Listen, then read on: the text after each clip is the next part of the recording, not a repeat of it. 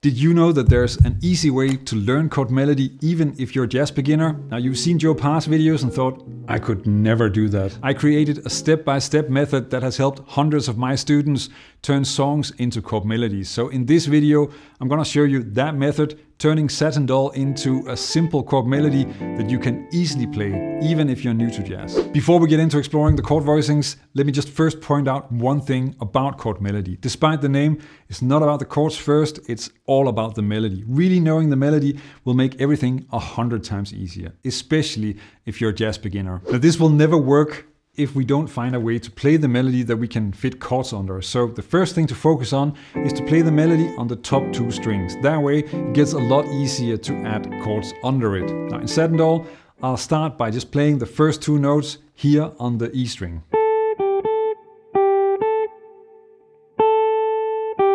Now that takes care of the first two bars, and as you can see, then the next two bars is really just the same thing moved up 2 frets. From here you can move further up and then play the D and the C, and move back down a little bit for the B flat and the A flat, resolving to G. And since Satin Doll is an AABA form, which really just means that most of the song repeats the A part that we just went over, you've actually got 75% of the melody down already. Now I can show you a great shortcut for the chords. The chords I'm using are 3-note shell voicings. They're easy and simple to play, but very powerful and flexible. And they split the strings in 3 sets, which is really useful. Here I'm playing a C major 7, so the root is on the 5th string, and the chord tones 3rd and 7th are on the middle string set. Now you have another version of this chord as well, that's up here, and here the root is on the 6th string, and then again the chord tones are on the middle string set. Like this, it becomes a lot easier to add melody on top, because we're only playing 3 notes and we have the 2 top strings to do so. Let me show you. If you've ever looked at a jazz chart and felt overwhelmed by all those chord names, then here are some really good news.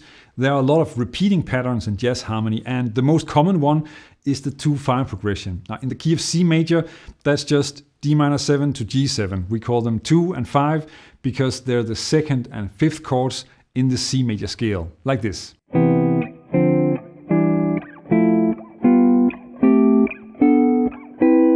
And the 2-5 sounds like this. Satin Doll is basically a 2-5 festival. Billy Strayhorn uses this progression as a repeating motif, shifting it around throughout the song. Now that might sound complicated, but it's actually a huge shortcut. Once you know a single way of playing a 2-5, you can play most of the song. Now just to stay complete and keep it simple, let's just look at the 2 ways that you need to play a 2-5, and then you'll cover pretty much everything you need with that. You already saw this one. And of course, there's also one where you start with the root on the 6th string. With just these simple 2-5 shapes, you can add chords to the melody of the whole A part. Let me show you. Now that you've got the melody and the 2-5 shapes, adding chords under the melody is actually pretty simple. And I'm gonna show you 2 essential skills that you'll develop along the way as well. Now let's start with just the first 2 bars here in the 5th fret. So here's how you put the chords under the melody.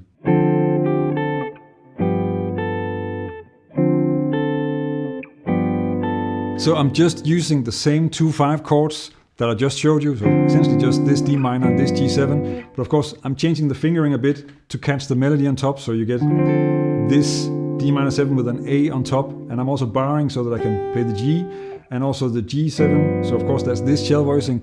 I'm playing a bar chord because then I can move the melody on top. Now it might look complicated, but it's actually easier than you might think. Notice that I'm just playing the chords on beat 1 and 3 and then letting the melody supply the rest of the movement. That works for this song, so just keep it simple. And it still sounds full and clear. Now luckily the next 2 bars are the exact same thing, just played 2 frets higher.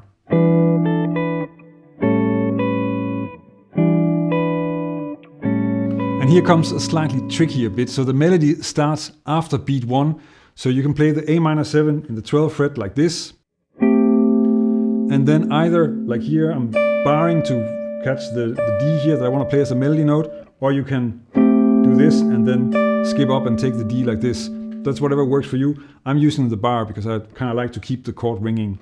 And then this D7, which of course is just the shell voicing with a C as the first melody note and then moving up to the D. The A flat minor 7, D flat 7 bar is a lot easier, and I play the D flat 7 twice.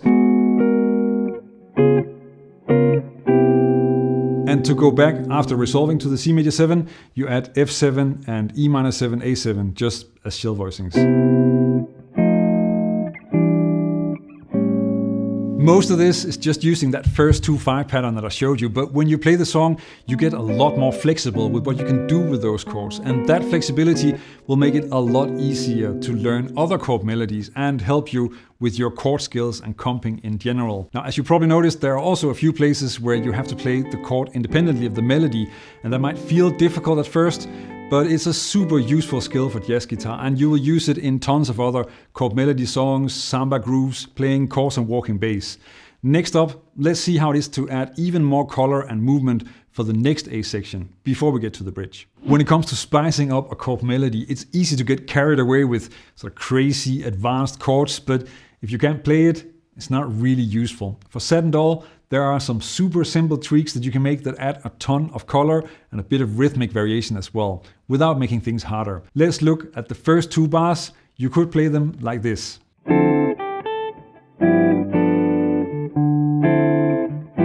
Here I'm adding a 9th E to the D minor 7. And that's both cool and practical because that same note becomes the 13th on the G7.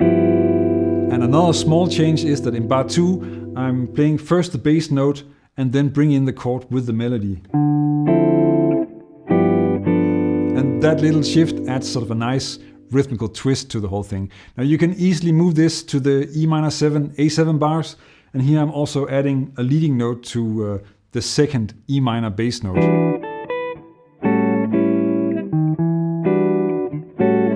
Another place where you can easily add a fuller chord is on the A minor 7, D7. So here I'm adding a 9th and an 11th to the A minor 7.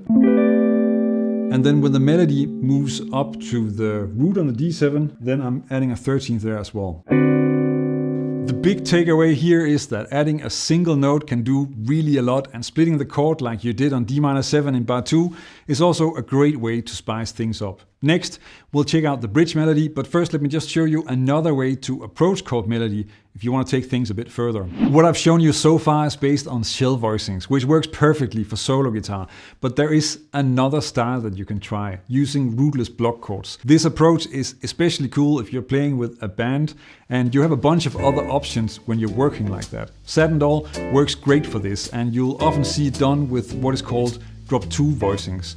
If you want to dive into rootless block chords and see how they work on Satin Doll, I'll publish a video on that on my Patreon page. There's a link in the description if you want to check that out and level up your jazz chord skills. Let's dive in and create a chord melody of the bridge. One of the reasons the A part of Satin Doll is so beginner friendly is that the melody and the harmony repeats quite a lot. In music we call that motifs, and the bridge is just as approachable. It's mostly built from that same repeating riff with just one tricky chord to watch out for. Now Satin Doll is really the song for becoming flexible with 2/5s. The bridge also leans into the 2/5 structure and starts with an easy scale melody on a 2/5 in F major, G minor 7 to C7. For the first G minor 7 chord you can use this shape, which you might recognize from the A minor 7 and the A parts, and the melody sort of naturally just leads you down to this C7. And notice how you're still just using those familiar 2/5 voicings from the beginning of the video. Now using these chord voicings plus an F chord that I'll break down in a second, then the first phrase could sound something like this.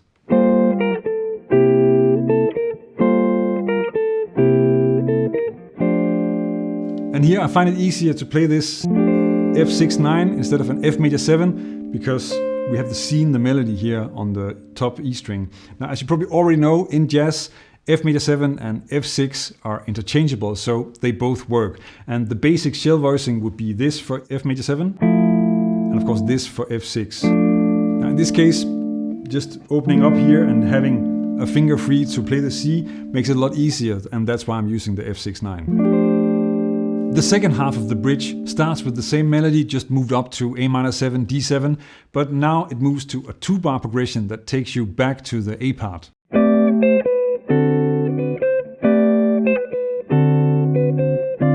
And from here, the song moves first to D minor 7, and then to a G7.